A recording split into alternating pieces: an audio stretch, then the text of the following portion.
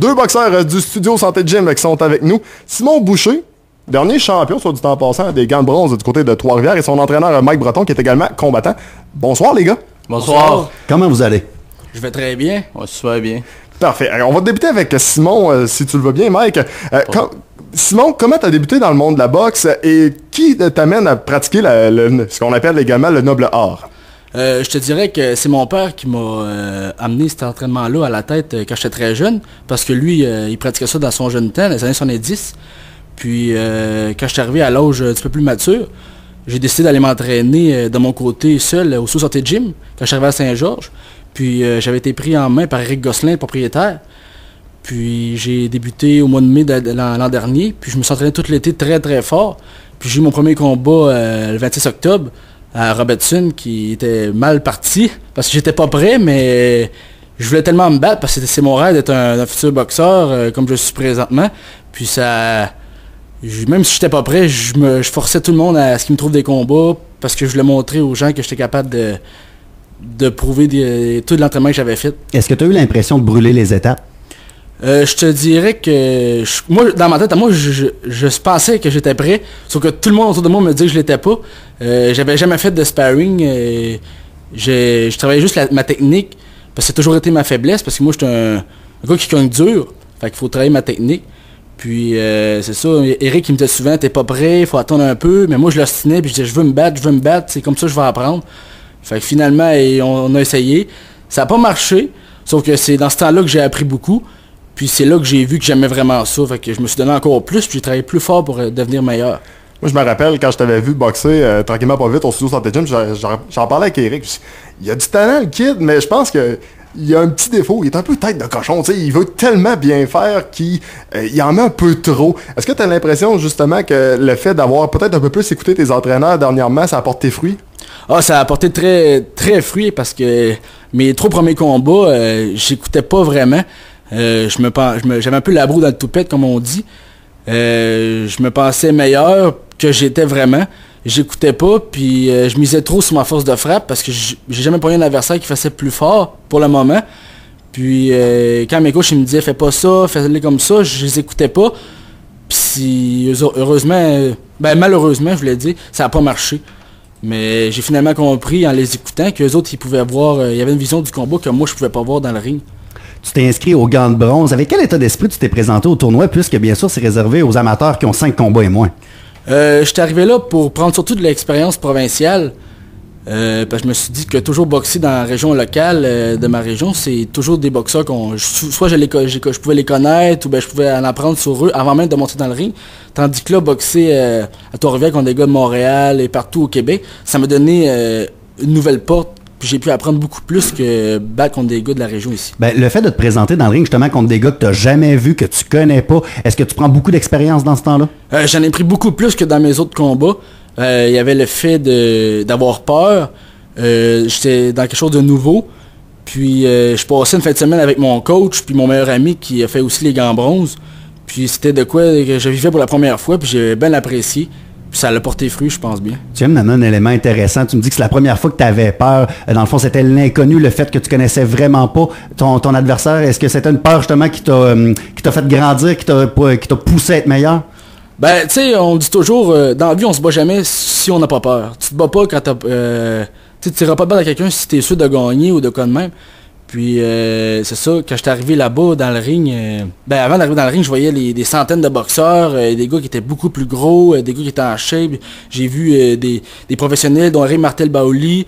Puis je me disais tout le temps, on n'a pas fait 2 heures et quelques de route pour rien, puis je me mettais un peu de pression. Puis je pense que quand je suis arrivé dans le ring, j'avais tellement peur que j'avais plus peur une fois rendu. Je me dis, c'est l'instinct de guerrier qui est sorti. Puis je pense que ça a bien été.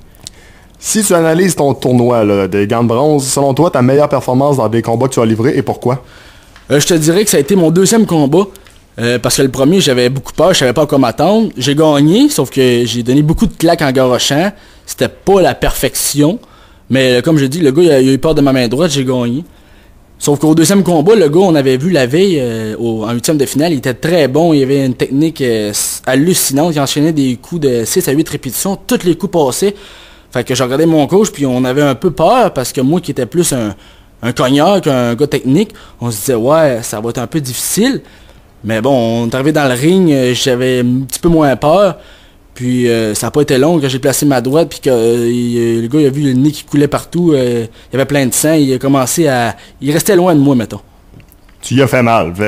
Il a appris, comme on dit. Là. Ouais, ben c'est ça, mon coach, il me disait, Simon, il est technique, commence pas à aller au corps à corps, puis essaie d'être meilleur que lui. Il dit, vas-y tranquillement, prends ton temps, fais de la ligne droite, puis place ta main droite, puis ça va bien aller. Puis c'est ça, je l'ai écouté, puis ça a bien été. Est-ce qu'on apprend à travailler justement dans nos forces avec les entraîneurs? Ouais, ben c'est ça qui arrive, tu sais, quand t'as pas la confiance avec ton coach, si tu prends pas la peine de l'écouter ou tu fais pas confiance, ça marchera pas dans le ring. Fait que tu sais, il me disait dans le coin, fais ça, je l'ai fait, ça a marché. Mike, je veux avoir ton opinion sur la progression de Simon, puis également je veux avoir peut-être comment toi tu vois l'évolution de votre chimie ensemble. Ben, je te dirais que Simon, c'est sûr, il y a eu une grosse amélioration de quand je l'ai commencé à l'entraîner, puis... Au début, c'est comme il disait tantôt, il écoutait pas, tu sais, il était un peu tête de cochon, comme vous avez parlé aussi. Il faisait un peu à sa tête autant en combat qu'en entraînement, mais à force d'y parler, puis t'essayes, après les entraînements ou durant l'entraînement, en gala, puis analyser en même temps aussi les autres combats, j'ai expliqué un peu, regarde, lui il fait ça de telle manière, si toi tu fais ça comme ça, tu vas être capable de contre-attaquer. Pour justement marquer des points, que ça c'est avantageux. Mike, moi j'aurais une question justement. Quand on voit un gars qui est un peu tête de cochon, mais qui a un bon talent, est-ce que pour toi tu vois ça comme un challenge justement? Hey, regarde, ce gars-là est passionné, ouais, mais écoute, peut-être pas tout le temps, mais à force de lui parler, de lui répéter, ça va finir par entrer. Ou au début, ben, on se pose la question, est-ce que je prends vraiment tout le temps pour justement le focusser? Ben, je te dirais que j'étais un peu de même quand j'ai commencé moi aussi à boxer, fait que... Tu te reconnais en lui, là. C'est ça, je me reconnaissais en lui, fait que je savais un peu comment l'aborder pour y expliquer de façon... comment je pourrais dire... Ben pour l'avoir vécu par le passé, dans le fond. Ouais, c'est ça, tu sais, vu que je l'avais vécu, je savais comment mes coachs à moi avaient réussi à me faire comprendre certaines affaires, fait que j'ai expliqué, si une manière fonctionnait pas, j'essayais d'expliquer d'autres manières pour qu'ils peuvent comprendre, parce que pas tout le monde qui apprend de la même manière non plus. Fait que... Utiliser des mots différents, des exemples différents. C'est ça. Simon et Mike, vous boxez les deux demain. Mais juste avant...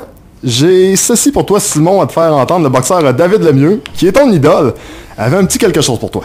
Alright, Simon, j'aimerais débuter par dire bonne chance pour ce samedi. Pour gagner, il faut au début visionner la victoire, puis il faut le vouloir. Puis c'est celui qu'il veut le plus, qu'il l'aura. Puis c'est certainement avec l'entraînement, c'est toujours une victoire sécure. On va demander ta réaction. Ça me fait tout le temps rire parce que un peu comme Thomas Chabot, les deux sont comme... Je sais pas quoi dire. Comme je te dis, je suis sans mots, je suis totalement abasourdi, je suis très très content.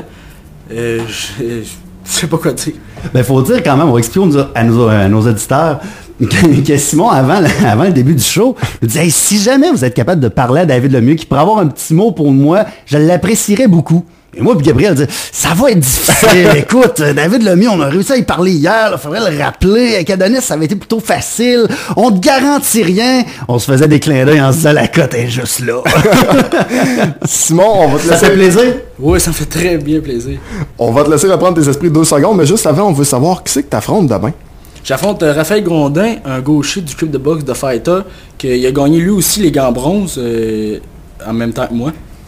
Rapproche-toi un petit peu du micro, Simon. On va mieux t'entendre comme ça. C'est un gaucher. Est-ce que le fait que ce soit un gaucher, c'est un gars également qui a gagné les gants de bronze, ça l'ajoute un petit stress?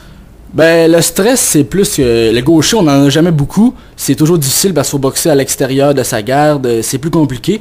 Sauf que je me dis, moi, je fais mon 8e combat demain, tandis que lui, c'est seulement son 4e.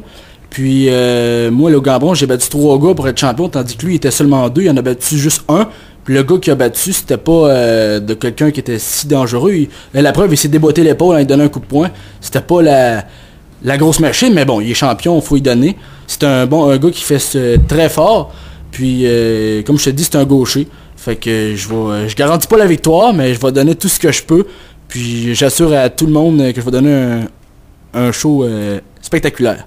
Du côté de Mike, toi, qui t'affronte demain? Parce que tu fais la demi-finale demain. Oui, j'affronte Pierre-Yves Lambert, un gars qui s'entraîne au club de Robertsonville. Il y a 15 combats. Je je sais pas vraiment sa fiche exactement, là, à part qu'il y a 15 combats. Toi, t'en as combien, Mike? J'en ai 8. 8, OK. Oui, j'en ai 8. Puis ça, dans le fond, ce que j'ai su par des personnes qui s'entraînent au même club que lui, que ce serait un bon cogneur. Un peu dans le même style que Vincent Tardy, fait que je vais essayer de pas me faire assommer. Confiant, justement, avant l'affrontement? Oui, ben, je suis assez confiant. Je me dis que je me suis entraîné fort pour ce combat-là. C'est sûr que c'est un retour. Ça fait longtemps que j'ai pas boxé aussi. Je m'entraînais plus que je boxais, mais ça me tentait de recommencer un peu, me remettre en fond pour commencer.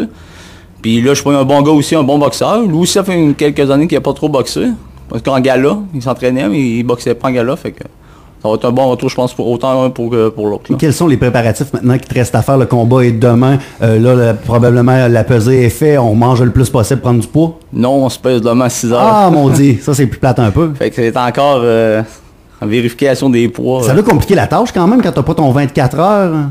Non, mais c'est pas si pire. On sait déjà dans quelle catégorie de poids qu'on est censé être. Puis on a quand même une grande marge. Comparément au gant de bronze avec Simon, qu'il fallait que ça s'aille flush. On n'avait pas là, c'était question de grammes pour faire la pesée. Tandis que demain, on est là entre 8 à 10 livres. Là. Ah, ok. Fait que, tu sais, on est plus lustre là-dessus. Là. J'ai peut-être une dernière question pour vous deux. Je vais commencer par Simon. Comment vous voyez votre futur dans la boxe à court et moyen terme? Ben moi, mon rêve serait de devenir peut-être champion du monde, on sait jamais, là. Mais c'est sûr que j'aimerais devenir boxeur professionnel. Bon, j'ai encore beaucoup à faire, puis je suis loin d'être le meilleur. J'en suis très conscient. Sauf que après-demain, j'ai beaucoup d'autres combats déjà que je suis booké. Dont après-demain, j'ai la Coupe Adidas que je fais avec Mike. Ça, c'est une compétition interprovinciale, puis il y a beaucoup de gyms des États-Unis cette année, c'est nouveau, qui sont inscrits. Ça va être quelque chose de gros. Ça serait fou de gagner les gants bronzes et ça en même temps. Bon, on va essayer, on va donner ce qu'on peut. C'est bien que je suis dans la classe novice, parce que sinon, je pourrais poigner des boxeurs là, qui ont des 50, des 60 combats. Ça va être des boxeurs plus de ma catégorie, puis de mes combats à moi. Par la suite, j'ai combat à Saint-Ephrem, le 24 mai. Puis ensuite, j'ai mon combat le 30 mai à Thetford. Il va y avoir beaucoup de monde. Il devrait y avoir au-dessus de 2000 personnes. Il y a Joël Thériault, Hubert Poulain, des gros noms qui se battent. Puis peut-être un combat au mois de juin. Fait que d'ici là, s'il y en a d'autres, ben là, je peux pas vous le dire, mais jusqu'à date, c'est ceux-là. Du côté de Mike, toi, comment tu vois ton avenir dans la boxe à moyen et court terme? Ben, je choisirais à court terme. Moi aussi, j'ai quelques combats de bouclés déjà. J'ai justement demain. Je vais faire moi aussi la Coupe Adidas dans la fin de semaine du 9, 10 et 11 mai. Moi, malheureusement, je boxe pas le 24 parce que j'avais pas de personne. Puis c'est pas grave, je vais juste aller coacher mes gars puis je vais être aussi fier que si j'aurais boxé. J'ai boxé aussi à Thetford le 30 mai. Après ça, je sais pas, j'ai pas encore de vision pour le reste de l'année. Puis après, je pense peut-être pas d'en faire plus longtemps que cette année. Je pense que je vais plus m'attarder sur mes boxeurs que sur moi-même en tant que boxeur. T'as quand même pas mal de bébés, là. T'as des bébés à la maison, t'as des bébés dans le gym. C'est la fin d'une coupelle de bébés, ouais. C'est obligé de se responsabiliser. Ouais, à un moment donné, il y a une copine aussi. Hein? Ouf! C'est un bébé de plus. Hey, en plus, c'est moi qui ai célébré leur mariage. Là, je sentais qu'elle m'entend, puis elle doit être en train de me maudire, maudit. En plus, c'est lui que je l'ai payé! C'est à peu près ça. Les gars, meilleure des chances pour votre combat de demain. Pour ceux qui veulent assister à l'événement, c'est demain 20h à l'Arena. Mario Lessard à East Broughton. Gala de boxe pour les intéressés. La finale qui est Michael Lachance contre Kevin Bolduc. Merci les gars d'être passés en studio. Meilleure des chances pour votre combat de demain. Merci beaucoup. Au 103.5 Cool FM, vous écoutez Sport en vrac.